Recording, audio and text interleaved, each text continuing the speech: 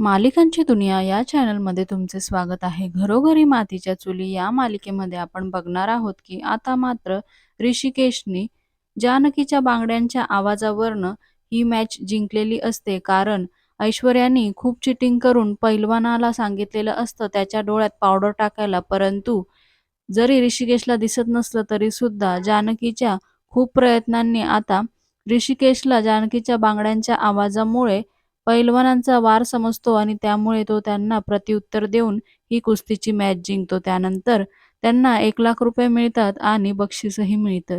तेव्हा मात्र जानकी 1,00,000 रुपये घेते आणि ट्रॉफी मात्र तुमचाच हक्क आहे असं सांगते आणि इकडे मात्र 1,00,000चा मान ऋषिकेश तिलाच देतो. त्यानंतर जानकी आणि ऋषिकेशचं हे सगळं मोबाईलमध्ये सौमित्र रेकॉर्ड करतो. त्यानंतर मात्र आता जानकी म्हणू लागते की हा सगळा आशीर्वाद आणि हा मान नाना आणि आईंचा आहे. हे ऐकून मात्र ऋषिकेशला राग येतो, परंतु तो पब्लिकमध्ये काही रिएक्ट करत नाही. दुसरीकडे मात्र आता घरी आल्यावर सगुणाला सांगतात की आम्ही इथून जाणार आहे. तर तेव्हा तिला आनंद होतो, परंतु गुलाब तिच्याकडे बघतो त्यामुळे ती शांत होते. तेव्हा आता जानकी तिला काही पैसे देते तर ती लगेच हात पुढे करते. तर गुलाब म्हणतो, "वहिनी साहेब याची काही गरज नाही." तेव्हा जानकी म्हणते, "असं कसं? आता सण आहे, दिवाळ सण आहे, त्यामुळे तुम्ही छान खरेदी करा, मिठाई घ्या, असू द्या." आणि असं म्हणून ती सगुणाच्या हातात पैसे ठेवते. त्यानंतर आता तिघेही खुश होतात की ते उद्या आपल्या घरी जाणार आहेत. दुसरीकडे एजंट मात्र त्यांना त्यांचं घर दाखवतो आणि घर खोलल्यावर मात्र ऋषिकेश घराची अवस्था बघून एजंटवर खूप चिडतो. कारण घराची साफसफाई झालेली नसते, परंतु एजंट खूप कारणं देऊ लागतो आणि तेव्हा मात्र आता ऋषिकेश भयंकर चिडतो. एजंटही घाबरतो, परंतु जानकी सगळं काही सांभाळून घेते, हरकत नाही. थोडंसं साफसफाई केलं की व्यवस्थित होऊन जाईल. तेव्हा एजंट घाबरूनच तिथनं पळून जातो. पण "वहिनी घर छान ठेवा" असं म्हणून तो तिथनं पळ काढतो आणि "मी चहासाठी नंतर येतो" असं म्हणतो. दुसरीकडे जानकी ऋषिकेशला म्हणते, "तुम्ही काळजी करू नका." तेव्हा ऋषिकेश म्हणतो, "खरं तर पहिलं पाऊल ठेवल्यावर मी तुला विचारणार होतो, घर कसं वाटतं, पण सगळा मूडच गेला आहे." दुसरीकडे आता सौमित्र नानांच्या खोलीत जातो आणि पडदे बाजूला करतो. तेव्हा उन्हाचा त्रास नानांच्या डोळ्यांना होतो. पण सौमित्र मात्र आता नानांवरही रागवलेला असतो. त्यामुळे तो म्हणतो आहे, "डोळ्यांना त्रास होतो आहे. खरं तर तुमचे डोळे उघडायलाच आलेलो आहे. हां, तुम्हाला एक दाखवतो." पण तो म्हणतो, "असं कसं दिसणार? त्यासाठी चष्मा लावावा लागेल." त्यानंतर तो नानांना चष्मा लावतो आणि त्यानंतर जानकीने जे काही श्रेय नाना आणि आईंना दिलेलं असतं ते सगळं तो दाखवतो. त्यानंतर तो म्हणतो, "कशी आहे ना ही जानकी वहिनी? एकीकडे तुम्हाला ढकलते, दुसरीकडे बाहेर तुमच्या नावाचा जय-जयकार करते. कशी बाई आहे?" तेव्हा मात्र नाना सौमित्राचा हात दाबून धरतात आणि सौमित्राच्या सगळ्या लक्षात येतं, की हे सगळं ऐश्वर्या बोलते आहे. "बरोबर ना नाना? हे खरं नाहीये ना?" तर तेव्हा नाना त्याच्यासमोर कबूल करतात. परंतु त्यामागचं खरं कारण नाना सध्या तरी सौमित्राला समजावून सांगू शकत नाही. परंतु नानांना सगळं काही आठवत असतं, की ऐश्वर्याने त्यांना कसं ब्लॅकमेल केलं होतं. त्यानंतर नाना खूप खाणाखुणा करून सौमित्राला हे समजून सांगतात, की घरामधला जो देव्हारा आहे, तो मात्र ऋषिकेश जानकीपर्यंत पोहोचलाच पाहिजे. तेव्हा आता ऋषिकेश मात्र त्या देव्हाऱ्याचा स्वीकार करेल की नाही हा प्रश्न असतोच. परंतु तरीही सौमित्र म्हणतो, "मी त्यांच्यापर्यंत हे पोहोचवेल." तर तेव्हा नानांना तो प्रॉमिस करतो, "मी दादा-वहिनीपर्यंत तो देव्हारा नक्की पोहोचवेल." इकडे मात्र साफ-सफाई घरामध्ये करत असतात जानकी आणि ऋषिकेश. सोबतच त्यांच्याबरोबर ओवीसुद्धा घरातली साफ-सफाई करत असते. इकडे मात्र घरातली लक्ष्मी बाहेर पडली, त्यामुळे आता घरातील तुळस आणि बाकीची झाडंही सुकून गेलेले असतात. इकडे अवंतिका आणि सौमित्र एकमेकांशी बोलत असतात. तेव्हा सौमित्र म्हणतो, "मला जरा आईशी महत्त्वाचं बोलायचं आहे." असं म्हणून तो बाहेर येतो. तेव्हा सुमित्रा गुलाबला सांगत असते, "अरे, उन्हाळा वाढला आहे, पण थोडंसं पाणी दोनदा-दोनदा घालत जा. जरा झाडं सुकून गेली आहे तर बरं वाटेल." तेव्हा आता सौमित्र पुन्हा आईला ऐकवतो, "हो ना, बरोबर आहे. खरं तर कीडच लागली आहे." आणि पुन्हा आई त्याच्याकडे बघितल्यावर म्हणतो, "झाडांना कीड लागली आहे असं म्हणतो मी. घरातली लक्ष्मी गेल्यावर असंच होणार." असं तो आईला पुन्हा सुनावतो. त्यानंतर मात्र आई म्हणते, "खरंच मी झाड असते ना तर बरं झालं असतं.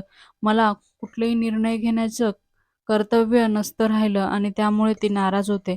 तेव्हा आता मला बोलायचं आहे महत्त्वाचं असं म्हटल्यावर अवंतिका म्हणते, "यावर ओला सुती कपडा ठेवला ना गुलाबदादा, तर त्यावर ओल चांगली राहील. चला आपण तो कपडा घेऊन येऊ." असं म्हणून त्याला तिथून घेऊन जाते. इकडे सौमित्र सांगतो, की "मी देव्हारा पोहोचवणार आहे." तेव्हा मात्र सुमित्रा नाराज होते, परंतु नानांनी सांगितलं असतं म्हणून ती तयार होते. दुसरीकडे घराची साफसफाई करताना ओवीने मात्र नेमप्लेट बनवलेली असते आणि ती तिला बाहेर लावता येत नाही. त्यामुळे तिचे आई-वडील तिला मदतीला जातात आणि ते ओवीची बनवलेली नेमप्लेट बाहेर लावतात आणि नेमप्लेट बघून आता तिघेही खूपच खुश होतात. दुसरीकडे मात्र सुमित्रा सौमित्राला समजवायला येते, की नानांनी विलमध्ये लिहिलं आहे, की फक्त देव्हारा तिथे जाणार आहे. त्यामुळे फक्त देव्हाराच जाईल.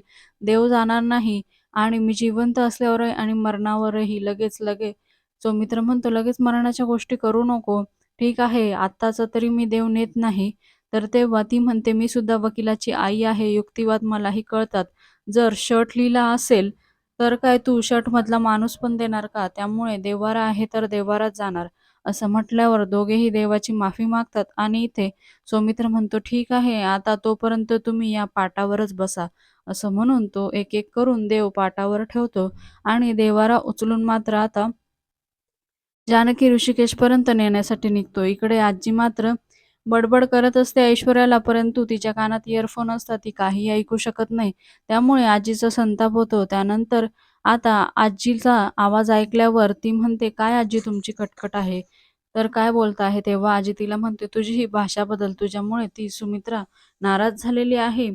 तेव्हा तिला काही फरक पडत नाही. ती पुन्हा म्हणते, "असंच जानकी सगळं काही परत मिळवेल." तेव्हा ऐश्वर्या म्हणते, "काय मिळवणार आहे ती परत आता?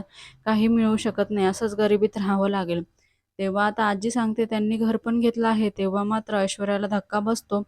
पण आजी सांगते, "तसं म्हणजे भाड्याचंच घेतलं आहे, पण आपल्याला सावध राहायला हवं." तेव्हा मात्र ती म्हणते, "हो, बरोबर आहे. खरं तर ₹1,00,000 काय आहे, आत्ता संपून जातील आणि करू द्या त्यांना काय मजा करायची. मी आहे तोपर्यंत तरी त्यांना काय मी सुखाने जगू देणार नाही." इतक्यात मात्र घर छान लावलं आहे असं म्हणते आणि जानकी म्हणते, "पण एका गोष्टीची कमी आहे, ते म्हणजे देव्हारा." आणि तितक्यात अवंतिका आणि सौमित्र तिथे देव्हारा घेऊन पोहोचतात आणि त्यांना बघून ओवी आणि जानकीला आनंद होतो, परंतु ऋषिकेशला मात्र राग येतो. त्यावर मात्र आता अवंतिका आत येऊन ओवीला जवळ घेते. त्यानंतर आता सौमित्र म्हणतो, "घर पण छान लावलं आहे." तर आता ऋषिकेश चिडून म्हणतो, "कोणाला विचारून आणला आहे देव्हारा?" जेव्हा सौमित्र म्हणतो, "देव्हारा कुठे ठेवायचा?" आणि हे शब्द ऐकताच आता सौमित्र आणि जानकीला पुन्हा टेन्शन येतं, की आता ऋषिकेश देव्हारा घरामध्ये घेईल का? तर इकडे आता सगळं टेन्शनच सुरू असतं. पुढील भागात आपण बघणार आहोत, की आता दिवाळीच्या फराळाची लगबग सुरू असते आणि जानकी फराळ बनवत असते आणि ऋषिकेशसुद्धा तिला मदत करत असतो. दुसरीकडे ऐश्वर्याला काहीही बनवता येत नाही. तेव्हा ती म्हणते, की "ह्यावेळेला आपण फराळ बाहेरून मागवूया का?" तर तेव्हा सुमित्रा म्हणते, "याआधी कधीही असं झालं नाही. त्यामुळे आता ही फराळ घरातच बनणार." परंतु ऐश्वर्याला काही येत नसतं. दुसरीकडे जानकी फराळ बनवते आणि गुलाबसोबत पाठवून देते. तेव्हा गुलाब म्हणतो, "तुमच्या हातचा फराळ सगळ्यांनाच आवडतो ना?" तर तेव्हा जानकी म्हणते, "पण घरी कळलं नाही पाहिजे, की हा फराळ मी पाठवलेला आहे." त्यानंतर सारंग मात्र फराळ खात असतो. तेव्हा म्हणतो, "फराळ अगदी मस्त झाला आहे. अगदी जानकी वहिनी बनवते तसंच." आणि तेव्हा सगळेजण फराळ खाऊ लागतात. त्यांनाही चव लक्षात येते आणि इकडे ऐश्वर्या फराळ खाणारच असते, पण जानकीचं नाव घेतल्यामुळे ती थांबून जाते. तर सौमित्र लगेच गुलाबला विचारतो, "खरं सांग, हा फराळ जानकी वहिनीने पाठवला ना?" तेव्हा मात्र गुलाब काही उत्तर देत नाही. त्यामुळे सगळ्यांच्या लक्षात येतं, की दिवाळीचा फराळ हा जानकीनेच पाठवलेला आहे. आणि आता इथे ऐश्वर्याला पुन्हा टेन्शन येतं आणि सौमित्रला पुन्हा एकदा संधी मिळते, की आईला खरं-खोटं दाखवून देण्याची. मालिकेच्या अशाच नवनवीन भागांसाठी आपल्या चॅनलला नक्की लाईक करा, शेअर करा, सबस्क्राईब करा.